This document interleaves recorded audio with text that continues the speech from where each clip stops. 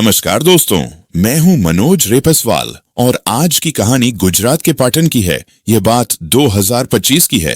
पाटन से लगभग 15 किलोमीटर मी दूर स्थित है एक छोटा सा गांव जाखोत्रा। यह गांव सांतलपुर तालुका के अंतर्गत आता है।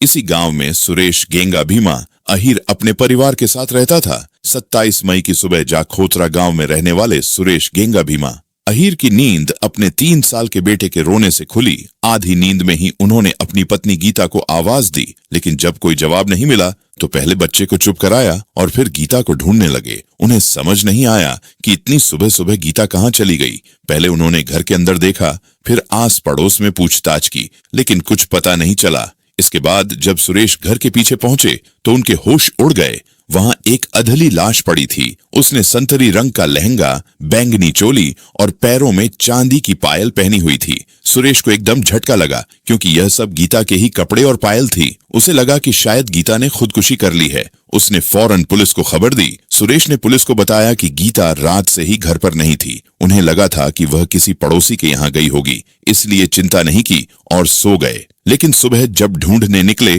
तो यह भयानक मंजर सामने आया। पुलिस ने सुरेश की शिकायत दर्ज की और रिपोर्ट लिखने के तुरंत बाद मौके पर पहुंच गई। जब उन्होंने पीछे जाकर लाश देखी तो एक पल के लिए खुद पुलिस वाले भी चौंक गए। दूर से देखने पर ऐसा लग रहा था कि लाश किसी महिला की है, क्योंकि उस पर औरतों वाले कपड़े थे। लेकिन जब पुलिस ने ध्यान से जांच की तो पता चला कि यह लाश असल में किसी आदमी की है। अब पुलिस के सामने मामला और उलझ गया। एक तरफ सुरेश की पत्नी गीता लापता थी और दूसरी तरफ ये अंजलि लाश जो किसी अज्ञात पुरुष की थी, लेकिन महिला के कपड़े पहनाए गए थे। यानी अब पुलिस के सामने 2 अलग अलग पहेलियां थी। पहली, गीता कहाँ गायब हो गई, और दूसरा, यह मरा हुआ आदमी कौन है और इसे महिला के कपड़े क्यों पहनाए गए। पुलिस ने लाश की तस्वीरें ली और उसकी शिनाख्त के लिए आसपास के सभी थानों में भेज दी। इसके तुरंत बाद पुलिस ने शव की तस्वीर लेकर अलग अलग गांवों का चक्कर लगाना शुरू कर दिया। इनमें से एक गांव पिपराला था, जहां रहने वाले पंचदेभा सोलंकी ने तस्वीर देखी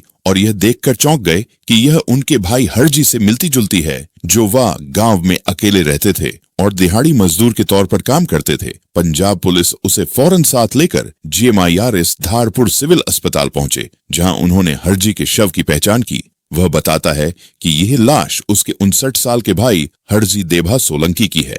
अब पुलिस ने शव का पोस्टमार्टम करवाया। रिपोर्ट आने पर एक और चौंकाने वाला खुलासा हुआ। हरजी की मौत जलने से हुई थी, लेकिन वह जलाए जाने से पहले जिंदा थे, यानी उसे जिंदा ही आग के हवाले किया गया था। यह सिर्फ एक हादसा नहीं, बल्कि पूरी तरह एक सोची समझी हत्या थी। हरजी दलित समुदाय से ताल्लुक रखते थे और मेहनत मजदूरी करके अपनी जिंदगी चलाते थे। एक गरीब सीधा साधा मजदूर जिसकी जिंदगी वैसे ही संघर्षों से भरी थी। अब उसकी मौत इतनी बेरहमी से होना, वह भी इस हाल में पुलिस के लिए बहुत बड़ा मामला बन गया। अब तक पुलिस 2 दिशाओं में जांच कर रही थी। एक तरफ गुमशुदा गीता को ढूंढा जा रहा था और दूसरी तरफ हरजी सोलंकी के कातिल की तलाश चल रही थी। मामला पहले ही पेचीदा हो चुका था, लेकिन तभी जांच में एक बड़ा खुलासा होता है जो पूरे केस को एक नया मोड़ दे देता है।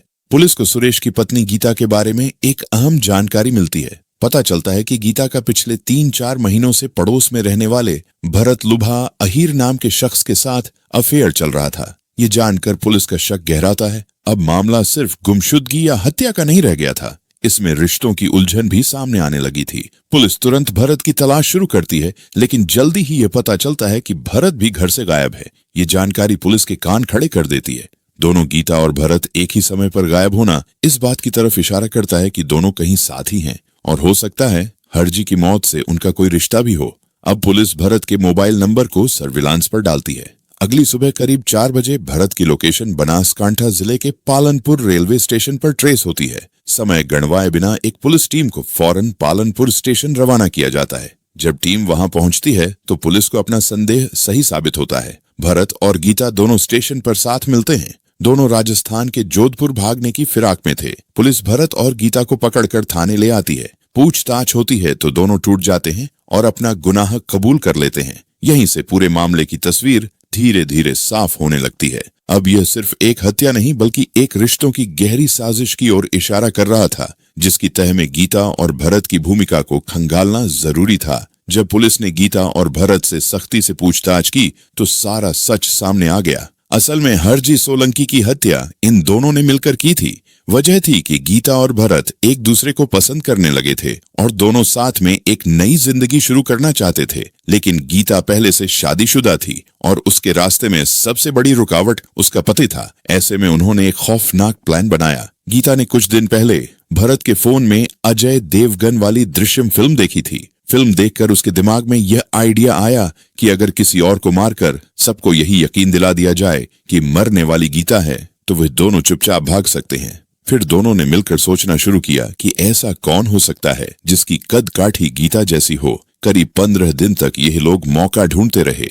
एक दिन भरत की नजर हरजी सोलंकी पर पड़ी, जो गांव के बाहर अकेले घूम रहे थे। लगा कि अगर प्लान को अंजाम देना है तो हरजी की लंबाई चौड़ाई गीता से मिलती जुलती थी। भरत के मन में तुरंत एक ख्याल आया, उससे हरजी ही सही रहेगा। भरत ने धीरे धीरे हरजी से मेल जोल बढ़ाना शुरू किया, उसे खाना खिलाया, बातों में लगाकर उसका भरोसा जीता। फिर 26 मई को उसने हरजी को शराब पीने का न्योता दिया। शाम ढलते ही भरत हरजी को लेकर गांव से बाहर सुनसान इलाके की ओर ले गया। वहां झाड़ियों के पीछे गीता पहले से ही छिपी हुई थी। जैसे ही तीनों उस जगह पर पहुंचे, भरत ने अचानक पीछे से हरजी पर झपट्टा मारा। हरजी कुछ समझ पाता उससे पहले ही भरत ने उसका गला कसना शुरू कर दिया। कुछ ही पलों में हरजी बेहोश होकर जमीन पर गिर पड़ा। इसके बाद भरत ने किसी तरह हरजी को वहां से उठाकर गीता के घर के पीछे वाले हिस्से में ले गया। रात का अंधेरा था तो किसी को भनक भी नहीं लगी। गीता और भरत वहीं छिपे रहे और इंतजार करते रहे कि कब सुरेश सो जाए। जैसे ही उन्हें लगा कि सुरेश गहरी नींद में है,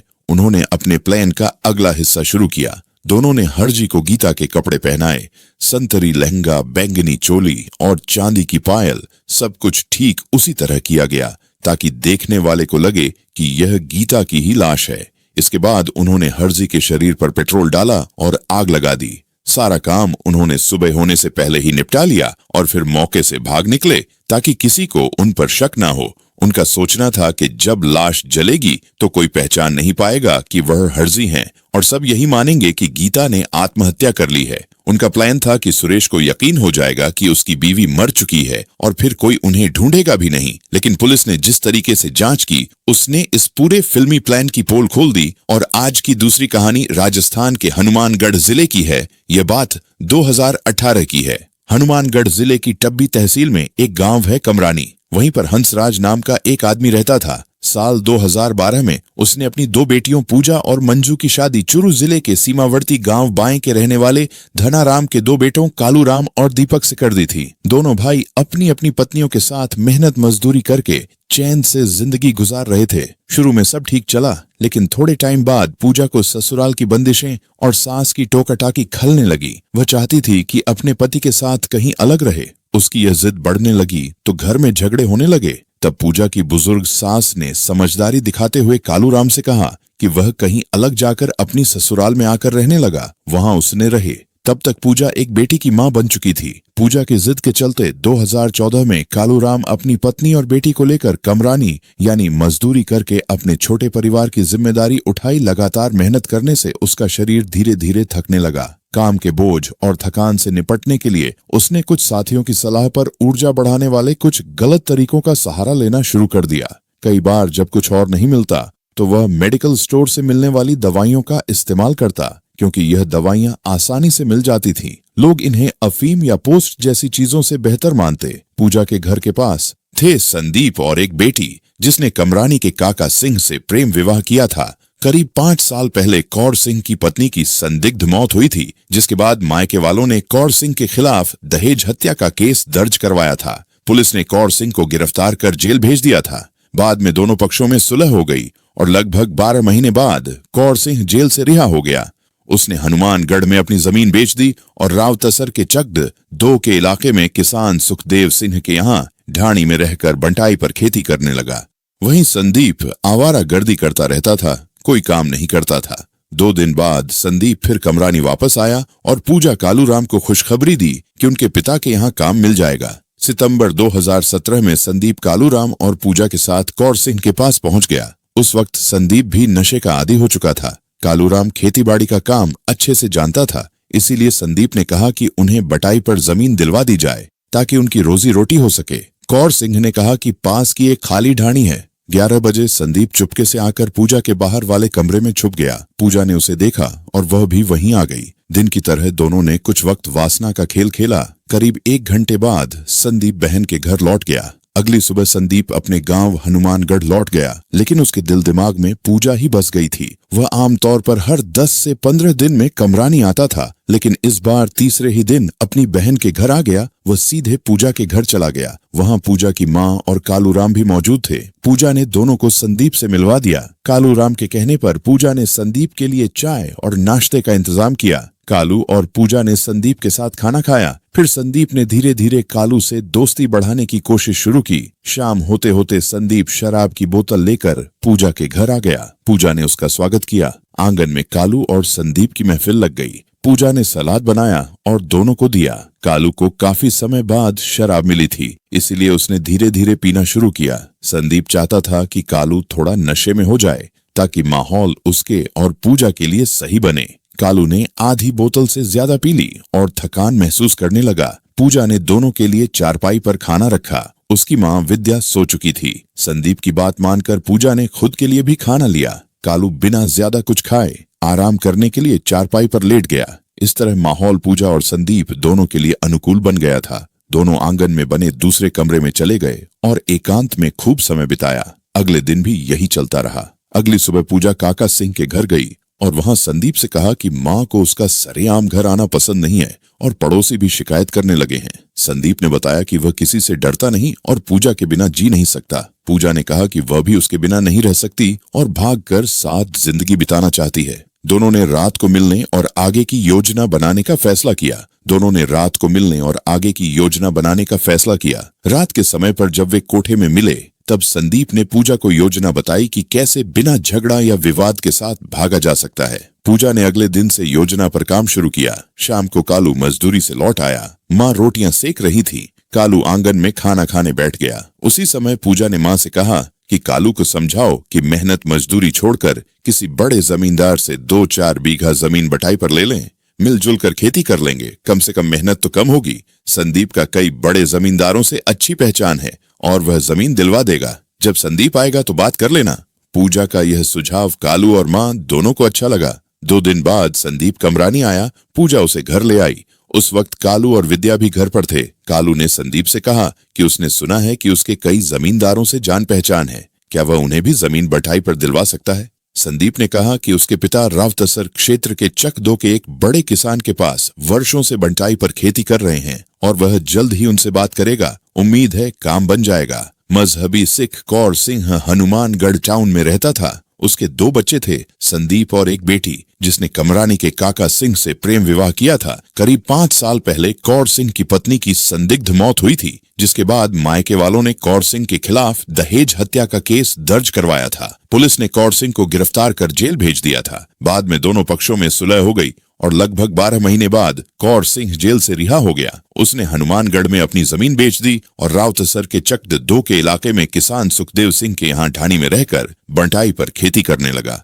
वहीं संदीप आवारा गर्दी करता रहता था, कोई काम नहीं करता था। 2 दिन बाद संदीप फिर कमरानी वापस आया और पूजा कालूराम को खुशखबरी दी कि उनके पिता के यहाँ काम मिल जाएगा। सितंबर 2017 में संदीप कालूराम और पूजा के साथ कौर सिंह के पास पहुंच गया। उस वक्त संदीप भी नशे का आदी हो चुका था। कालूराम खेतीबाड़ी का काम अच्छे से जानता था, इसीलिए संदीप ने कहा कि उन्हें बटाई पर जमीन दिलवा दी जाए ताकि उनकी रोजी रोटी हो सके। कौर सिंह ने कहा कि पास की एक खाली ढाणी है जहां वे रह सकते हैं। जमीन तो ज्यादातर बटाटाई पर जा चुकी है, लेकिन वह कोशिश करेगा कोई रास्ता निकालने की यहाँ काम की कमी नहीं है। दोनों पति पत्नी आराम से रोजाना 700 रुपए कमा सकते हैं। अगले दिन से कालू और पूजा ने दिहाड़ी का काम शुरू कर दिया। वे खाली ढाणी में अपना सारा सामान बिछाकर रहने लगे। संदीप भी पूजा के पास रहने के लिए उनके साथ दिहाड़ी पर काम करने लगा। मेहनत ज्यादा होने के कारण संदीप भी रोजाना नशा करने लगा। खाना खाने के बाद कालू और संदीप दोनों जल्दी थक कर सो जाते। कुछ दिन से पूजा को अपने पति से सुख नहीं मिल रहा था। इसी बीच उसकी नजर कौर सिंह पर पड़ी, जो अकेला और नारी सुख से वंचित था। पूजा उसकी तरफ आकर्षित होने लगी। कौर सिंह ने भी पूजा की बातें समझ ली और धीरे धीरे उससे अपनी बात बताने लगा। एक रात जब कालू और संदीप सो रहे थे, पूजा चुपके से कौर सिंह की ढाणी पहुंच गई उसके बाद से पूजा 1 हफ्ते तक उनका यह रिश्ता चलता रहा और कौर सिंह के बीच संबंध बनने लगे करीब। लेकिन एक रात कालू ने पूजा को कौर सिंह के साथ आपत्तिजनक हालत में घी हाथ पकड़ लिया। उस दिन कालू ने गुस्से में पूजा की पिटाई की और कौर सिंह को भी बुरा भला कहा। जो कभी संदीप की दीवानी थी, अब पूजा कौर सिंह के प्यार में फंसी थी। पूजा ने संदीप से संबंध होने की बात भी कौर सिंह को बता दी थी। कालू को शक होने लगा तो उसने पूजा की हरकतों पर नजर रखनी शुरू कर दी। अब पूजा कौर सिंह या संदीप से अकेले नहीं मिल पा रही थी, फिर भी वह मौका देखकर कौर सिंह से मिली और उसके सीने पर सिर रखकर रोने लगी। पूजा बोली कि वह उसके बिना नहीं रह सकती और रोने लगी। कौर सिंह ने कहा कि वह जल्दी ही इस मसले का हल निकाल देगा। पूजा और कालू को वहां बस 20 दिन हुए थे। 20 दिन में ही कौर सिंह के साथ पूजा के नजदीकी संबंध बन गए थे। कौर सिंह ने पूजा को नींद की गोलियों का पाउडर लाकर दे दिया। पूजा ने अगली रात योजना के मुताबिक कालू के खाने में नींद की गोलियों का पाउडर मिला दिया। रात करीब 11 बजे कौर सिंह कालू की डाणी पर पहुंचा और गहरी नींद सोए अपने बेटे संदीप को जगा लिया। पूजा पहले से ही जाग रही थी। कौर सिंह ने पूजा और संदीप को कालू के बेसुध पड़े हाथ पांव पकड़ने को कहा। दोनों ने वैसा ही किया। फिर कौर सिंह ने पूजा का दुपट्टा लेकर कालू के गले में डालकर जोर से खींचा। नशे में कालू की मौत हो गई। तीनों ने ढाणी के पीछे पहले से खोदे गए गड्ढे में कालू का शव दफना दिया। उस रात पूजा ने कौर सिंह और संदीप दोनों के साथ संबंध बनाए। कौर सिंह भी पूजा का दीवाना हो चुका था। 5 दिन बाद उसने डराकर संदीप को भगा दिया। अब पूजा पर उसका पूरा कब्जा था। दोनों ने 10 दिन तक आराम से साथ गुजारे। एक दिन पूजा को उसकी माँ विद्या का फोन आया। पूजा ने माँ को बताया कि वह ठीक है। विद्या ने कालू से बात करने को कहा, लेकिन पूजा ने कहा कि कालू काम पर गए हैं। विद्या ने रात को फिर फोन किया। तब पूजा ने बताया कि कालू गांव में एक जरूरी काम से गए हैं और कल बात करवा दूंगी। लेकिन कई दिन तक विद्या को कालू या पूजा का कोई पता नहीं चला। चिंता बढ़ने पर विद्या ने कालू के छोटे भाई दीपक को बुलाया। दीपक कमरानी आ गया। उसे बताया गया कि पूजा का फोन 4 दिन से बंद है और कालू का भी कोई खबर नहीं है।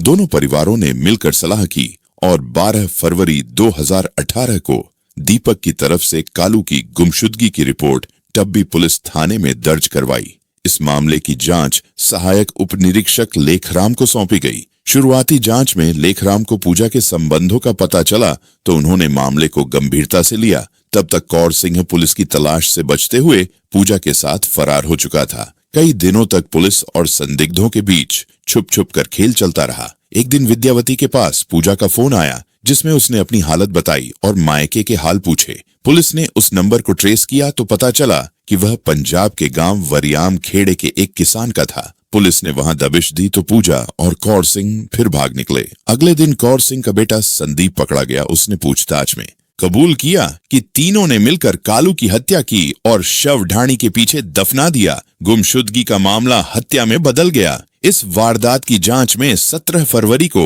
रावतसर पुलिस ने तीनों के खिलाफ हत्या समेत अन्य धाराओं में केस दर्ज किया। थाना प्रभारी पुष्पेंद्र सिंह ने एक टीम बनाई जो बाकी आरोपियों को पकड़ने लगी। अपराध बोध से परेशान कौर सिंह और पूजा छिपते हुए विद्या के पास पहुंचे। पुलिस को खबर मिली और दोनों को गिरफ्तार कर लिया। अगले दिन तीनों को अदालत में पेश कर 3 दिन का पुलिस रिमांड लिया गया। निशानानदेही पर पुलिस ने कालू का शव, जो हड्डियों में बदल चुका था, बरामद किया। हत्या में इस्तेमाल हुआ पूजा का दुपट्टा भी जब्त हुआ। पूछताछ के बाद अदालत के आदेश पर पूजा और उसके दोनों आशिक कौर सिंह और संदीप को न्यायिक हिरासत में जेल भेज दिया गया। वासना की आग में अंधी होकर 1 साल की अपनी बेटी के भविष्य को भी अंधकार में धकेलने वाली पूजा ने न सिर्फ अपने पति को मार डाला, बल्कि खुद और बाप बेटे दोनों को जेल पहुंचा दिया। इस कहानी से यह सीख मिलती है कि गलत रास्ता अपनाने से न केवल खुद की जिंदगी खराब होती है, बल्कि परिवार और आने वाली पीढ़ी भी प्रभावित होती है। मोह और लालच में फंसकर इंसान अपने साथ दूसरों की जिंदगी भी बर्बाद कर देता है। इसीलिए हमेशा सही और ईमानदार रास्ता चुनना चाहिए, चाहे मुश्किल ही क्यों ना हो। सही निर्णय और विश्वास से ही खुशहाल जिंदगी संभव है। हमारा उद्देश्य यह है कि लोग इन घटनाओं से सीखें और गलत रास्तों पर चलने से बचें। ये कहानी एक अहम चेतावनी है जो हमें बताती है कि जीवन में सही फैसले लेना कितना जरूरी है। हमें मिलकर एक बेहतर समाज बनाने की कोशिश करनी चाहिए, जहां प्यार और ईमानदारी की अहमियत हो। ऐसी सच्ची घटनाओं और उनसे मिले संदेशों के साथ मैं फिर लौट कर आऊंगा। तब तक के लिए सुरक्षित रहें, सतर्क रहें और याद रखें कि हर कदम सोच समझकर उठाएं।